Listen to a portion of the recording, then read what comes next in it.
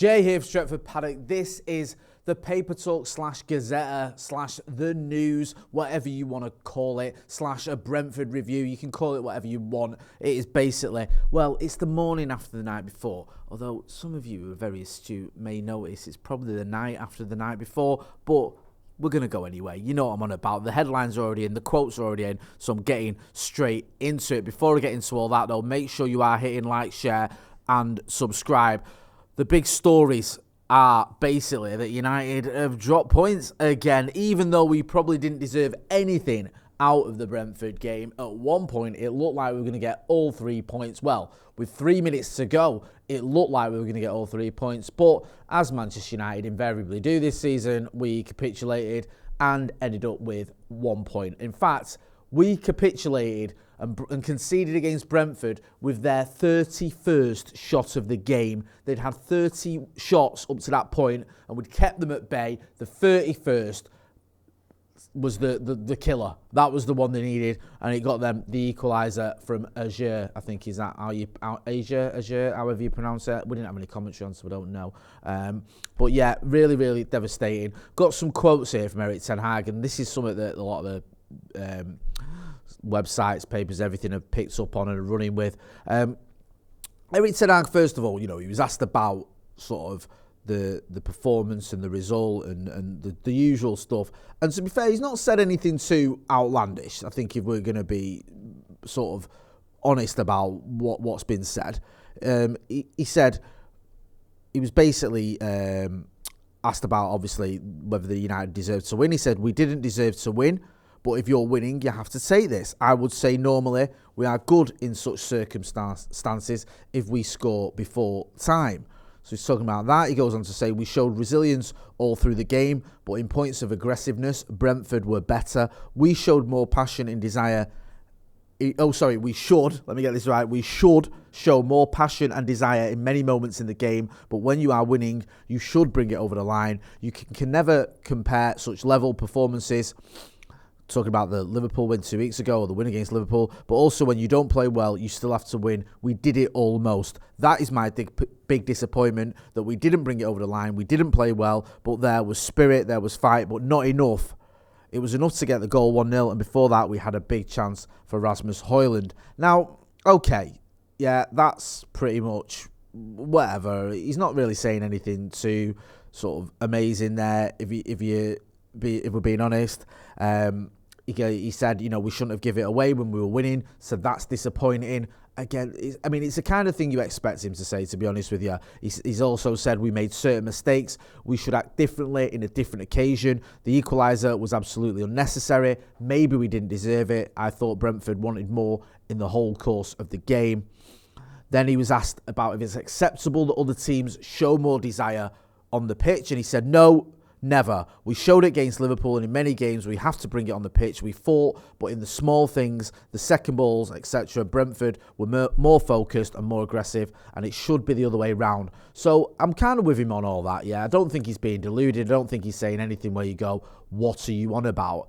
He also gave an update on the Varane and Lindelof injuries. He said, I can't tell by now. Rafa came off as a precaution at our time. Victor came off, but we have to assess him tomorrow. Then he was asked about the amount of shots that United faced. United faced 31 shots. And I think the 34 we faced at Anfield was a bit of a record. And then, you move forward later on this season, the same season, we're facing 31 against Brentford.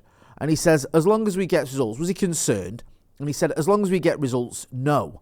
We lost many second balls and you have to defend the box, and that's what we did quite well. And we had a great goalkeeper. We concede shots, but we don't concede many goals. Now, the trouble with that is, if you look at the table, right, United have got 0 when it comes to goal difference.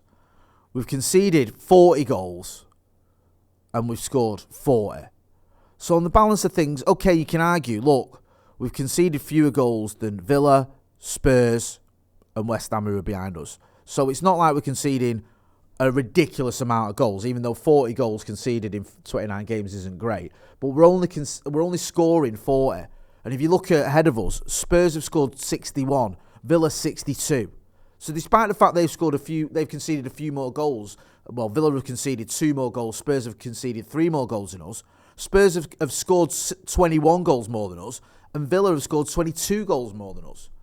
So the defence side of the game is almost identical between us, Spurs and Villa, and attacking-wise, they're scoring far more goals.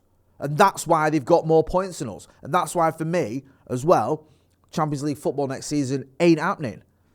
So this whole thing about, oh, well, it doesn't matter if we're conceding loads of shots as long as we're not conceding loads of goals. The fact is, though, if you're getting peppered with shots constantly throughout the game, are you attacking like you should be? Are you having all the possession you should be? No. We're up against it far too often in too many games. Just constantly conceding shot after shot after shot. And we saw that against Brentford. Brentford pretty much dominated the game. We had very few chances. We weren't really in it. I think we had one shot in the first half, which was a deflected 25-yard shot from Marcus Rashford. Brentford was shooting constantly. Admittedly, they didn't test Onana as much as they should have done. But they had very, very good chances. They hit the post or the woodwork, I think, 3 times. So you can't go into games and keep having this happen. We're conceding far too many shots on a far too consistent basis. And the manager, I'm not saying he's being deluded or whatever, but he's got to start acknowledging that. And he's got to start sort of working out a way to fix it, I should say. Because it's constant. It's every single game. We're seeing these records. We're seeing United have conceded more shots than they ever conceded. Brentford have had more shots against United than they've ever had before in the history of the Premier League, and all this nonsense. And you think, come on. There's a reason that United are out of touch with the top 4 race. And the amount of times we're just giving the ball away, which leads to shots a lot of the time, is a big part of it. And also, if you've not got the ball, you ain't scoring any goals. And we're conceding far too much possession, which is leading to us conceding shots as well. It's just not been good enough. And I've backed Ten Hag and I've stuck with him. But when he comes out with quotes like that, he's only going to get criticism. He's only going to get questioned. And it worries me. It worries me massively. I'm just hoping that this is Erik Ten Hag just sort of saying something publicly and privately trying to sort it. We've got 2 big games coming up now. You've got the Chelsea game and you've got the Liverpool game. That's 2 of the biggest games you can have. I know Chelsea are having this sort of disastrous season that's even worse than ours somehow, but they're still a big club and they've still got players that are capable of hurting you. And it's going to be tough. It was tough at Old Trafford against Chelsea. If they could finish, because they had shots against us as every team does, if they could have finished better, they would have won the game. But they didn't. However, at Stamford Bridge, it could be a different story altogether. Then you've got the game against Liverpool. Liverpool are going to have a point to prove after what happened with us knocking them out of the FA Cup and ending that talk of their quadruple. Always going to be a tough game against them. I think they'll be better in this game than they were in the FA Cup game. So, United are really, they've got to get their act together. I mean, another thing that Erik Ten Hag mentioned as well was the international break. He said after the international break, the levels are never as high as before. But Brentford have had a break, and they've got internationals as well. I mean, probably not as many, but they've got quite a few. Looking at it, the goal scorer Jeux played for Norway, teamed up with his Norway teammates to face Slovakia and Czech Republic. Mark Flecken, Ivan Toney, Nathan Collins, Matthias Jensen, Mads Roslev and Yegor Yarmolyuk were among the Bees starters to have spent the international break hard at work with their countrymen, according to the Daily Express. So, Brentford have also got injuries as well. I think they had a makeshift back 4. And they've had a lot of players that have been on international duty. There's no excuses, really. Erik Ten Hag, I'm hoping behind closed doors, he realises there's no excuses. He realises that United can't keep conceding shots. It isn't okay.